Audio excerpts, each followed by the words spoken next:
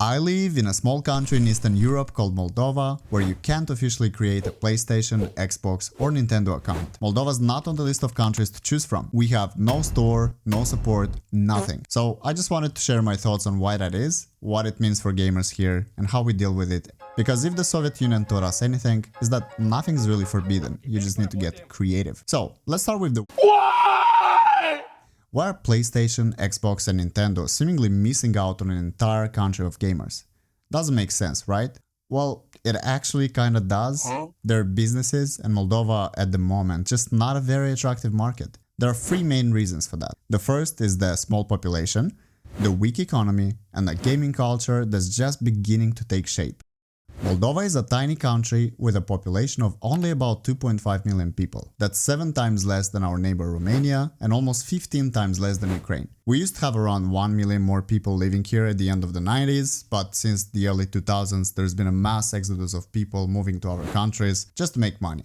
Classic Eastern European problem. So, small population equals small market equals small revenue. But population is not all. After all, PlayStation, for example, has its store available in Malta, where the population is 550,000, and Iceland, where the population is only 400,000. That's actually less than the population of our capital alone. But guess what? Iceland and Malta citizens have a hell of a lot more money to spend on games than we do.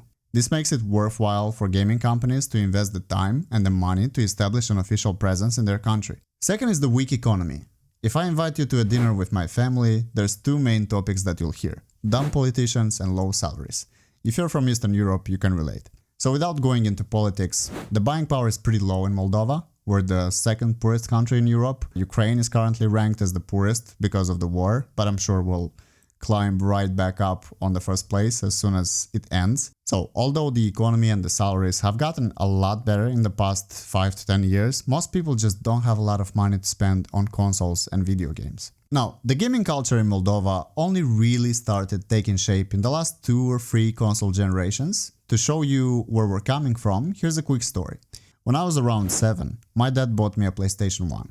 Every once in a while, we'd go to this little shop so I could pick out a new game.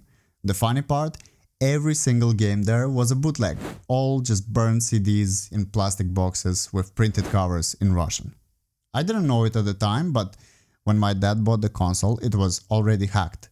Resellers knew that people didn't have money to buy original games, so they hacked most consoles before reselling them so they could read bootleg discs. And that wasn't just me, that was everyone's childhood here. We didn't have GameStop or any other official store. We had little shops or market stalls even selling pirated games. When internet became more accessible, we moved on to hacked consoles like PSP and downloaded our games from torrent websites.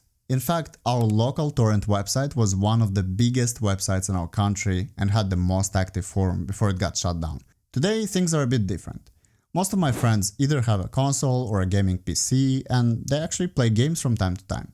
Steam had a big impact on gamers in Moldova because it made buying games easy and, most importantly, cheap. People are generally more willing to buy original games, but there's still a very high demand for hacked consoles. All this is to say that the gaming culture in Moldova is just starting, so it's far from a mature gaming market like the US or Western European countries. It will definitely take a few more console generations until we can become an interesting enough market for Microsoft, Sony and Nintendo to even realize it exists. Okay, now that we talked about the why, let's get to the fun part. How the hell do we actually register accounts and buy digital games in my country? If you join any gaming community in Moldova, whether it's Nintendo, PlayStation or Xbox, you'll see that someone asks, how do I buy games with a Ukrainian, Turkish or Polish account? Every single day. Look, if you're a gamer who just bought a console in Moldova, you don't just register an account with your home address, add your credit card to your account and go on a happy game shopping spree. Nope, that's easy mode.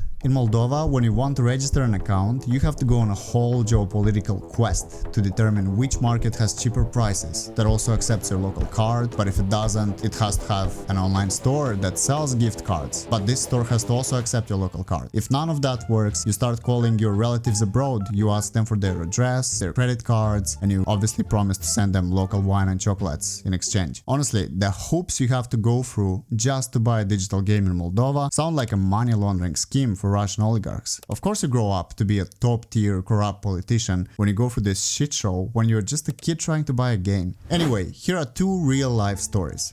First of all, my story. I have a PS5 and a Nintendo Switch 2. My Nintendo account is registered in the UK because that's where I lived when I bought my first Switch. I still have a UK credit card and that's what I used to pay for my subscription and for buying games online. I have to use my Revolut card to transfer money to my UK bank to then use on my Nintendo account. On my PS5, I have a Romanian account. All the prices are in Romanian RON. That's translated as Romanian lion, by the way. For my PS5, I have my Revolut card, which is an online bank. If you have Revolut or another online bank, it's actually pretty easy. You wanna know the fun part?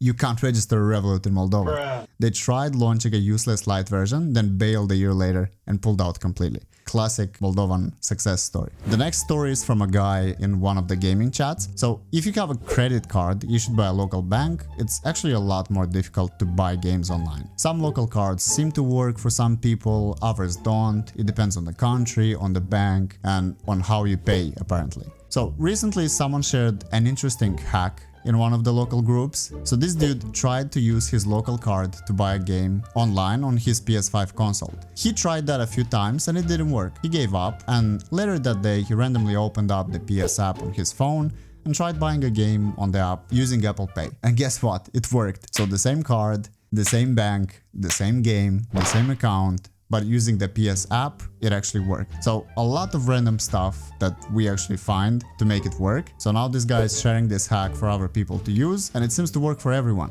Do you understand how ridiculous this is? You can't simply buy a game on your console using your card. But if you connect your card to Apple Pay, download the PS app on your phone, which has to be an iPhone as far as I'm aware, and buy the same game there and pay with the Apple Pay using the same local credit card, it works. I know, it's super complicated, it's stupid, it works, we're happy. Anyway, I just thought some of you might find this whole thing funny. Thanks for listening to my rant. Subscribe if you want to hear more stories about being a gamer in Eastern Europe.